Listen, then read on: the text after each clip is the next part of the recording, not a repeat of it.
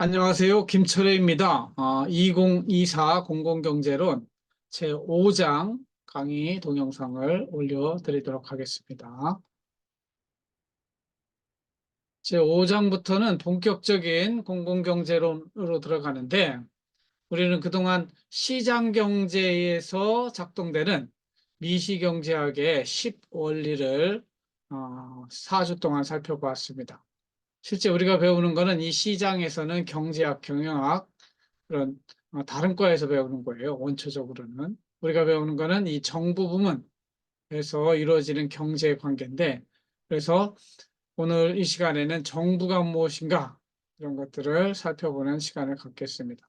그래서 이게 초록색의 한 대한민국 국가라고 보면은 이 국가를 움직이는 그런 주체는 시장 경제, 그리고 정부, 시민사회 이렇게 3대 구성 요소로 나눌 수가 있습니다.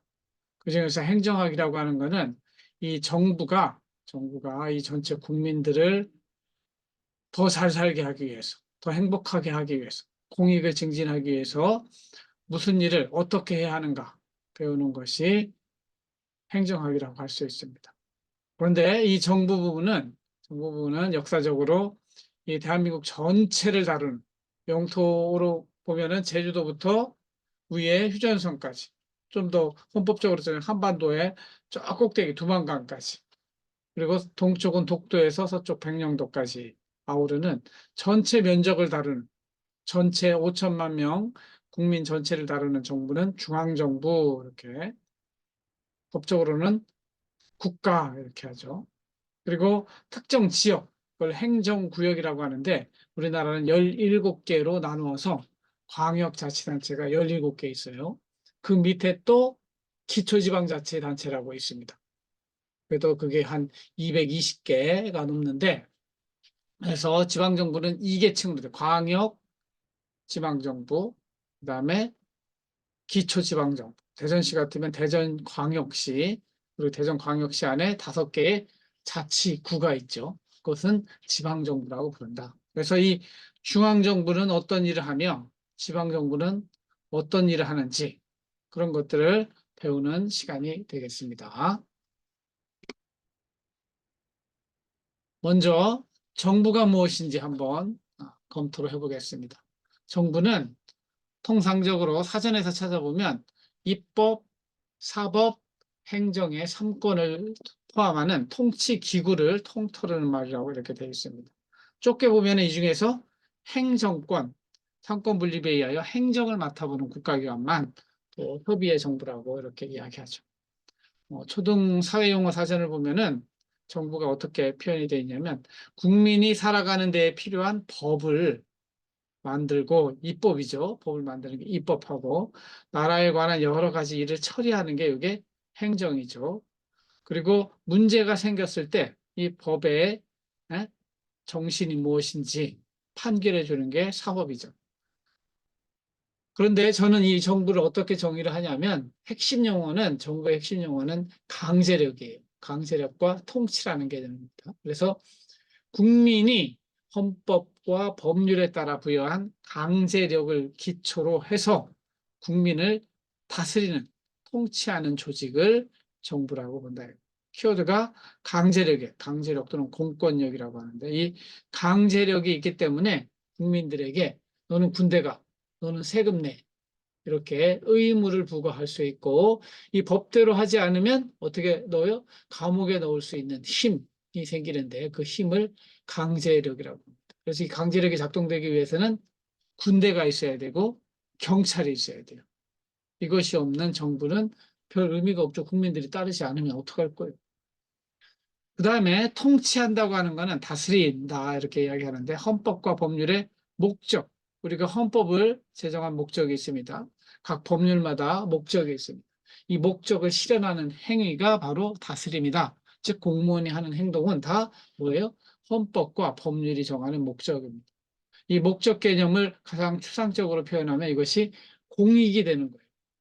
국민 전체의 이익을 실현하는 행위를 통치 또는 다스림이라고 하고 우리 행정학에서는 행정 또는 관리 이런 표현으로 쓰는 것입니다.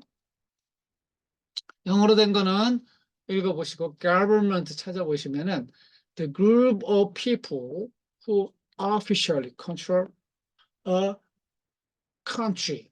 control이라는 개념, 통치한다, 조종한다, 통제한다. 이 개념이 가장 키 컨셉이 되겠습니다. 그래서 이 밑에 있는 control, to order, limit, or rule something, or someone's action or behavior.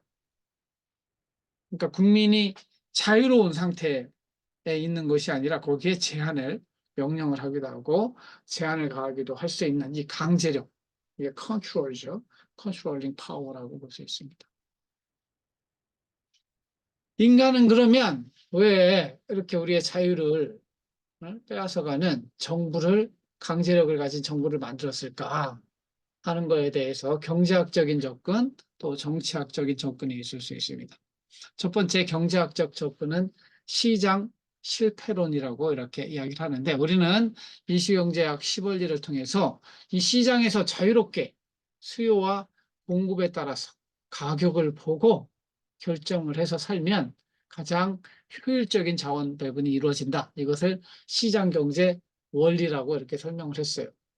이런 측면에서 이 시장에서 수요와 공급에 따라서 가격에 기초해서 자원 배분이 이루어지면 가장 효율적인 생산과 소비가 이루어지기 때문에 마켓 석세스, 시장의 성공이라고 할 수 있어요. 그러나 이러한 시장의 성공이 이루어지기 위해서는 no free lunch, 즉 공짜가 없어야 돼요. 공짜가 없이 모든 가치에 대해서 대가를 치르는 그런 조건이 형성되어야 되는데, 그런 조건이 형성되지 않을 때가 있단 말이죠. There are so many free lunches. 너무나 많은 프리 런치가 있고 프리 라이더들이 있어요. 그렇기 때문에 시장은 성공하는 것이 아니라 마켓 페일리어, 시장 실패가 발생한다고 할 수 있는 것이죠. 그래서 시장 실패의 원인으로 공공재, 외부 효과, 독점, 정부의 비대칭성, 빈부격차의 문제, 이런 것들이 정부 실패, 시장 실패의 원인이거든요. 이런 시장 실패의 원인을 찾아서 치유할, 누가 치유할 것이냐? 이것 때문에 뭐가 만들어졌다? 정부가 만들어졌다. 그래서 인간은 이런 시장 실패를 치유하기 위해서 정부를 만들었다. 이렇게 보는 게 시장 실패론입니다. 그래서 정부가 잘 시장 실패를 치유하면 다시 더 잘 살게 될 수 있겠죠. 정부의 역할이 잘 이루어지면. 그러나 그렇게 되는 경우는 정부의 성공이라고 할 수 있는데, 실제로는 정부의 실패, government failure, 정부도 실패하더라. 정부가 몰라요. 어떻게 하는 게 옳은지. 그리고 정부가 부정부패에 빠질 수도 있어요. 이런 것 때문에 정부가 개입하는 것이 오히려 실패할 수도 있다. 이런 이야기를 했습니다.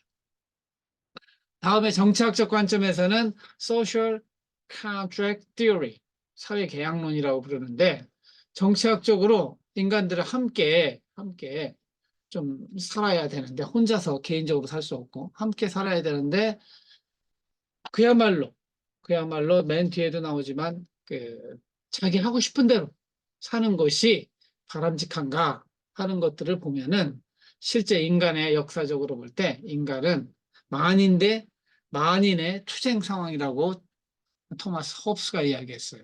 즉 뭐냐면, 그냥 냅두면 서로 쌈박질하면서 피 터지게 싸우는 그러한 상태가 좋냐 이거죠.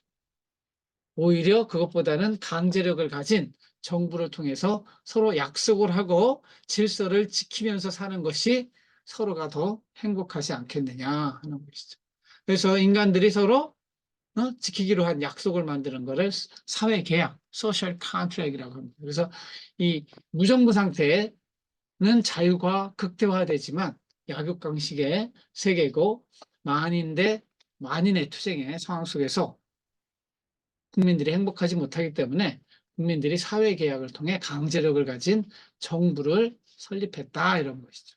그래서 그 정부의 주인은 국민이기 때문에 국민주권주의라고 하고, 국민이 자신이 가진 주권을 누구한테 주는 거예요? 정부에 이양하는 것이죠. 그래서 요즘 국회의원 선거 치르고 있지만 국회의원에게 우리 국민이 가진 주권을 일부 양도하는 거예요. 대통령한테도 주권을 넘겨주는 것이죠. 그래서 기본적으로 정치학적으로 정부 구성의 원리는 자기 통치의 원리예요.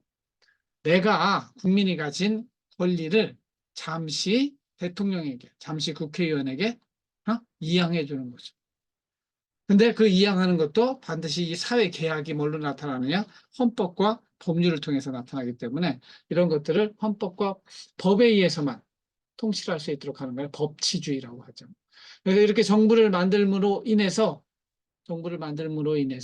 사회 질서가 유지되고 공익이 실현될 수 있어요. 적극적으로는 우리 가운데 가난한 사람, 빈부격차 때문에 가난해진 사람도 도울 수 있어요. 반면에 정부를 만들므로 인해서 이 강제력을 가진 정부를 만들었기 때문에 우리 인간이 가진 자유를 가장 큰 자유, 신체의 자유부터 해가지고 표현의 자유, 모든 것들에 대한 제한이 따르게 돼요.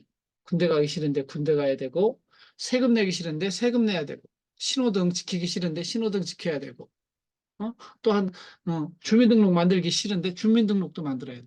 이런 상태로 우리가 선택했다는 거죠. 결국 정부는 동전의 양면이라 할 수 있고, 그래서 장점과 단점이 있는데 이런 걸 모두 고려하면서 인간들은 사회 계약을 통해서 정부를 만들었다. 그래서 인간은 왜 정부를 만들었는가 이런 거에 대한 설명은 경제학적 관점의 시장 실패론과 정치학적 관점의 사회 계약론이 있다. 이 정도 이해하시면 될 것 같습니다. 이러한 정부의 특징은 제가 누누이 강조하지만 넘버원 특징은 강제력, coercive power라고 하는데 이건 뭐냐? 정부만이 강제력을 가진 거예요. 우리 개인적으로 강제력을 행사하는 거 이거는 깡패예요. 이거 하지 않기로 약속했어요. 강제력은 누구만 가져요? 경찰과 군대만 가지고 있어요. 우리 스스로 나에게 나쁜 짓을 한 놈을 가서 막 때려잡는 거를 자력구제라고 하는데 이거 셀프 이거 안 돼요. 어떻게 해야 돼요? 맞고 경찰에 신고해서 경찰이 나의 복수를 하게 하는 제도죠. 그래서 유일한 공권력은 정부만 가지고 있는 것이죠. 그래서 이 강제력에 의해서 병역의 의무가 생기고 납세의 의무도 생기고 준법의 의무도 생기는 것이죠.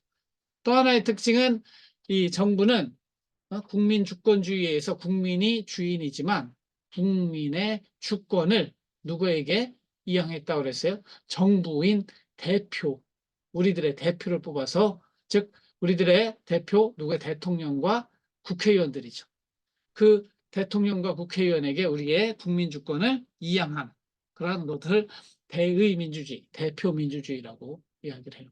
그래서 선출된 대표자인 대통령과 국회의원에게 국민의 주권을 이양해서 그 대통령과 국회의원이 우리를 통치함으로 인해서 국민 전체가 더 행복해질 수 있다고 가정하는 것이죠. 그러나 우리가 실제 눈으로 보고 있는 현실은 이 우리의 대리자, 우리의 대표자가 국민을 위해서 행동하기보다는 자기 자신 또는 자기를 지지하는 그룹을 위해서 행동하는 경우를 많이 보기 때문에 실망할 때가 많은 것이죠.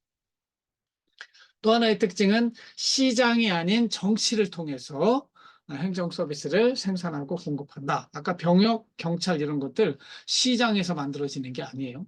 정치를 통해서 누가 대통령이 되느냐에 따라서 달라지는 것이죠. 누가 국회의원이 되느냐에 따라서 달라지는 거예요. 그래서 우리한테 제공되는 행정 서비스 1년에 정부가 쓰는 돈이 650조 원을 써요. 650조 원을 통해서 우리 국민들에게 필요한 사회복지도 하고 SOC도 하고 뭐 군대도 하고 경찰도 하고 그런데 이런 것들은 시장이 아닌 정치를 통해서 또 실제 전기, 수도, 가스 이런 것들은 공기업이란 것을 만들어서 제공을 하게 돼 있는데 이 공기업은 시장 기업하고 다르게 대부분 일정 지역에서 독점이에요. 그러니까 이 공기업은 시장 경제 원리에 의해서 시장성도 강조하지만 정치성의 영향을 받는다. 그래서 결국은 최종적으로는 공기업 사장 누가 임명해요? 대통령이 다 임명하게 돼 있어요. 그래서 정치에 영향을 받는 그러한 특징이 있다. 이해하시면 될 것 같습니다. 그래서 우리는 큰 정부냐 작은 정부냐 그 사이에서 선택을 해야 되는 그런 상황에 처할 때가 많습니다.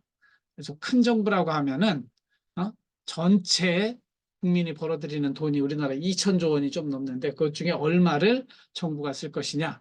그래서 조세 부담률 또는 국민 부담률 그러는데 조세 부담률 우리나라 20%, 국민 부담률 30% 정도 됩니다. 그리고 공무원이 어느 정도 되느냐? 우리나라는 공무원 120만 명, 공기업 한 50만 명 있어요. 그래서 한 7, 80만 명이 공공부문에서 일을 하고 있는데 이 공무원이 얼마나 많으냐? 이것도 큰 정부, 작은 정부의 판단 기준이 됩니다. 그리고 또 하나는 권력 측면에서 민간 부분에 대해서 정부가 강제력을 얼마나 강하게 행사하느냐. 그래서 센 정부, 덜 센 정부 이렇게 규제권을 가지고 정부를 판단합니다. 그래서 전 세계적으로 볼 때 큰 정부 체계를 유지하고 있는 국가는 북부 유럽형이고 이런 나라들은 웰페어 스테이트, 복지국가라고 그래요. 정부가 많이 개입해서 또 세금을 많이 걷어서 국민 생활에 정부가 관여하는 것들이 많은 것이죠. 그러나 실제 우리가 코로나 겪고 이렇게 겪으면서 이 큰 정부가 더 커지고 있는 그런 상황들을 보게 됩니다. 그러니까 저는 이게 바람직하지 않은 것 같은데 저는 그래서 민간 부분의 공동체를 통해서 자발적인 공동체를 통해서 해결해야 될 문제가 너무 강제력을 지닌 정부를 통해서 이렇게 해결되고 있는 그런 추세를 별로 좋게 보고 있지 않습니다. 작은 정부론을 강조하는 영미계 국가들은 이거는 정부는 필요하기다. 정부는 필요하기도 하지만 우리 국민의 자유를 빼앗아 가기 때문에 악이다. 그러니까 최소한의 정부를 강조하기도 하죠. 저는 작은 정부주의자예요. 강제력을 가진 정부는 최소한으로 하고 그 대신 저는 공동체주의자라서 자발적 공동체를 통해서 사회 문제를 해결하자 이런 사상을 가지고 있습니다. 그래서 우리가 배우는 이 공공경제론에서는 경제적인 측면에서 정부는 어떤 역할을 하느냐? 우리가 선수라고 하면은 시장에서 소비자와 생산자를 선수라고 하거든요. 정부는 심판이죠. 그중에서. 그래서 이 헌법과 법률은 경기의 규칙이 되는 것이고. 그래서 이 돌아가고 있는 것들을 보면은 게임으로 볼 수가 있죠. 축구 경기 하나로 볼 수 있으면 축구 경기의 각 선수들은 액터라고 하죠. 플레이어들은 소비자, 생산자가 되고 호루루 기부는 심판의 역할은 공정거래위원회든 법원이든 심판의 역할을 하고 그들이 싸우는 거는 반드시 룰을 지켜야 되죠. 헌법과 법률을 따라서 지켜야 되는 것이죠. 그런데 중요한 것은 이 경기 규칙이 얼마나 공정하냐. 우리는 그래서 기울어진 운동장, 유리천장 이렇게 이야기를 하는데 실제 경기 규칙이 누구에게 유리하게 돼 있는 경우도 많죠. 저는 운동 중에서 제일 싫어하는 게 농구예요. 농구. 그다음에 배구. 농구 그 골대가 조금만 낮아지면 나도 농구를 잘할 수 있는데 너무 높아요. 키 작은 사람들한테는 참 아주 기울어진 운동장이죠. 배구도 마찬가지예요. 배구 네트가 너무 높아가지고 내 키에서는 쉐리지 못해요. 유리천장이라고 하는 거는 이 경기 규칙이 보이지 않는 유리천장처럼 경기 규칙이 어떤 문화적인 여건에 따라 우리나라 그동안 여자들이 뭐 공무원의 고위직에 올라가거나 공기업에서 이사가 되는 게 힘들었거든요. 그런 것들이 알고 보니까 유리천장이 있더라. 이 사회에 그런 것들을 좀 여러분도 함께 생각했으면 좋겠다는 의미에서 그런 내용들을 좀 적어봤습니다. 수업 시간에 할 수 있으면 좀 더 많은 내용을 나누도록 하겠습니다. 요거는 읽어보고 우리는 실제 시장 경제에서는 프리마켓 시장 경제만 돌아가 프리마켓만 있는 것이 아니라 government intervention 정부가 개입해서 함께 돌아가는 mixed economy 혼합 경제에서 살고 있다 이해하시면 되겠습니다. 그래서 정부의 3대 기능, 정부는 어떤 일을 하느냐 경제적인 측면에서 머스그레이브가 아주 고전적으로 강조한 것은 정부는 첫 번째 생산자로서 공공재를 공급한다. 즉 우리 사회 서비스 있잖아요. 국방, 경찰 우리가 하는 정책을 통해서 국민에게 필요한 서비스를 생산하는 것이죠. 그것은 자원 배분의 기능. 그 다음에 빈부의 격차를 해결하기 위해서 누진세를 통해서 세금을 걷어서 또 가난한 사람들에게 나눠주는 소득 재분배 기능 이것뿐만 아니라 시장 그대로 놔두면 경기가 굉장히 우리 1930년대 대공황을 겪었지만 그런 상황 속에서 정부가 나서가지고 경기 변동의 진폭을 좀 조정해주는 그러한 역할을 하는 것을 stabilization, 그래서 경제 안정화 기능, 그래서 3대 기능을 이렇게 자원 배분, allocation, 소득 재분배, redistribution, 세 번째로 경제 안정화 기능, 이렇게 세 가지로 이야기를 하고 있습니다. 그럼 우리나라 경제 규모와 정부 규모는 얼마나 될까요? 우리나라 1인당 GNP를 따지는 방법이 있어요. 그래서 우리나라 1인당 국민소득이 한 3만 불에서 4만 불 됩니다. 거기에 대한민국 국민 5천만 명을 곱하고 또 3만 5천 불, 그러면 이게 달러니까 1달러당 1,350원 정도예요. 환율을 곱하고 그러면 대한민국 GDP가 2,200조, 300조 원 돼요. 1년 동안 대한민국 국민 전체가 벌어들이는 돈을 GDP라고 그래요. 그러면 미국은 우리보다 얼마나 더 클까요? 미국은 우리나라보다 인구가 6배, 3억이 됩니다. 중국은 13억이죠. 우리 인구의 한 20배도 넘는 거죠. 그래서 1인당 국민소득은 미국이 우리나라 2배. 그러니까 아까 인구가 6배. 그래서 미국은 우리나라의 12배 정도의 경제 규모다. 이렇게 생각할 수 있고, 중국도 1인당 소득은 우리보다 훨씬 작지만 인구가 많아가지고 GDP가 빅2가 되는 거죠. 미국, 중국 이렇게 되는 거죠. 이런 것들, 이 국가 전체적인 측면에서 보는 거는 국력이라고 이야기를 하고, 개개인의 측면에서 보는 1인당 GDP, 즉 GDP per capita, 이거는 국민의 삶의 수준을 나타낸다 이해하시면 될 것 같습니다. 그래서 그거 따져보는 게 있어요. 달러 기준으로 우리나라가 전 세계 한 10등에서 13등 규모가 되고 있다. 것들 보시면 되고 1인당 GDP는 우리가 3만 5천 불에서 4만 불 사이에 있다 이해하시면 될 것 같습니다. 그 다음에 이제 정부는 중앙정부와 지방정부로 나뉜다고 그랬는데 중앙정부는 어떻게 구성되는가 이런 것들은 여러분들 홈페이지 열어보면 다 나와요.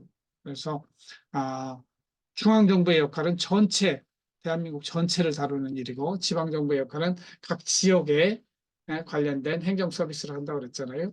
그래서 법적으로는 국가라고 하고 이론적으로는 중앙정부라고 합니다. 또 법적으로는 지방자치단체라고 하고 이론적으로는 지방정부 이렇게 이야기를 합니다. 그래서 중앙정부에서 일하는 공무원은 국가공무원, 지방정부에서 일하는 공무원은 지방공무원 이렇게 이야기를 하는 것이죠.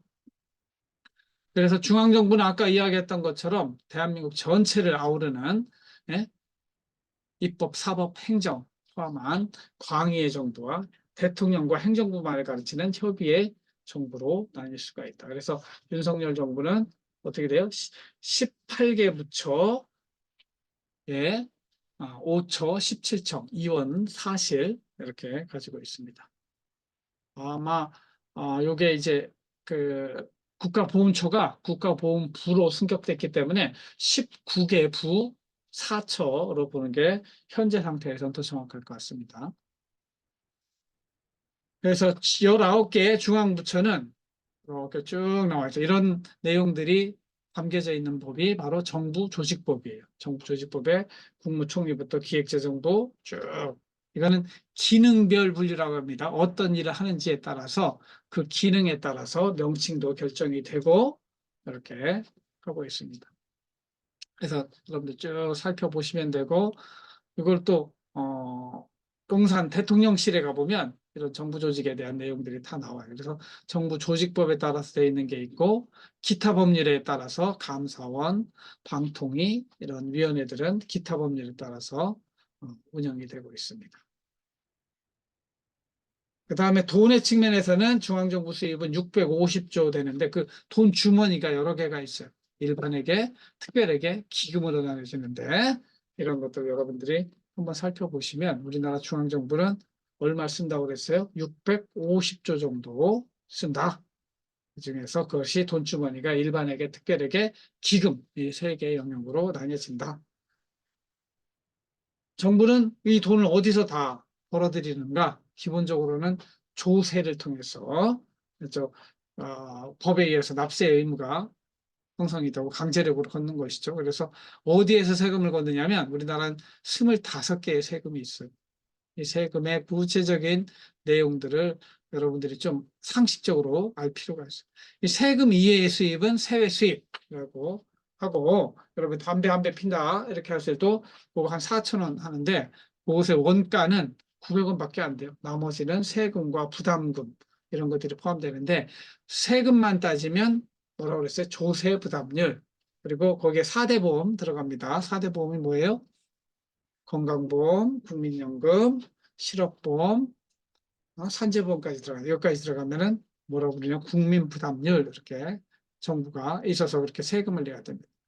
그래서 우리나라 이제 전체 수입을, 지출을 보면은 전체 지출 640조 원 쓰는데 수입은 620. 부족한 건 어떻게 해야 돼요? 빚을 내야 돼요. 빚을 내야 되는 그런 상황들이 발생합니다. 그래서 분야별로는 이렇게 12개, 12개 기능별 자원 배분으로 이렇게 돼서 제일 많이 쓰는 거는 역시 사회복지 쪽에 제일 많은 돈을 쓰게 돼 있습니다. 그 다음에 지방정부라고 하는 것들도 있는데, 우리 대전시 또는 대덕구, 그래서 일정 행정구역을 기초로 해서 지역에 사는 주민들을 다스리는 거죠. 그래서 그거는 나중에 제가 2학기 때 지방자치론을 하는데, 지방자치가 왜 필요하느냐? 국민들이 그렇게 해야 더 행복하기 때문에 국가가 다스리는 게 아니고 지역별로 특성에 맞게 자유롭게 좀 자치권을 받아서 통치할 때 그것이 주민들의 행복에 더 크다고 보니까 우리나라는 광역 수준에서 또는 기초 수준에서 지방자치를 하고 있다. 이해하시면 될 것 같습니다. 지방자치의 원리는 2학기 때 제가 배우겠지만 보충성의 원리라는 게 있어요. The principle of subsidiarity. 인간은 기본적으로 자유로워야 되기 때문에 인간이 자유롭게 할 수 있는 거는 자유롭게 하게 해주고, 이게 안 될 때 정부가 개입해야 된다. 그리고 지방정부가 먼저 하고 그게 안 될 때 중앙정부가 개입해야 된다. 이것이 보충성의 원리인데, 이것에 의해서 지방자치를 하는 것이 국민들에게 더 행복하기 때문에 지방자치를 한다. 이렇게 생각하시면 될 것 같습니다. 그래서 우리나라는 243개의 자치단체가 있는데 광역자치단체 17개, 기초지방자치단체 226개가 있다. 이 정도 이해하시면 될 것 같습니다. 여기 행정시, 행정구도 한번 찾아보세요. 그 다음에 지방정부가 하는 일은 고유한 자치 사무가 있고 국가 일을 지역에서 위임받아서 하는 기관위임 사무가 있어요. 그래서 자치 사무가 진짜 고유의 지방자치를 하는 것이죠.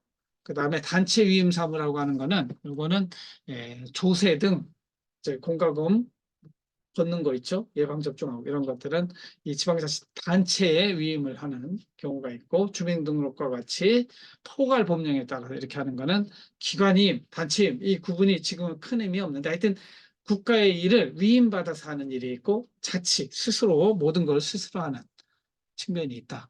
이런 것이죠. 그래서 지방자치법에 구체적으로 지방정부가 어떤 일을 해야 되는지 내용들이 나와 있습니다. 우린 지방을 재정 측면에서 보면은 여기도 수입과 지출이 있어요. 그래서 지방이 걷어들이는 세금은 지방세라고 합니다. 그런데 여기 특수한 것이 있는데 지방교부세, 국고보조금이 있어요. 중앙정부가 있기 때문에 중앙정부에서 일정한 돈은 세금을 걷어서 지방에 나눠주는 돈. 이거는 지방교부세라고 그래요.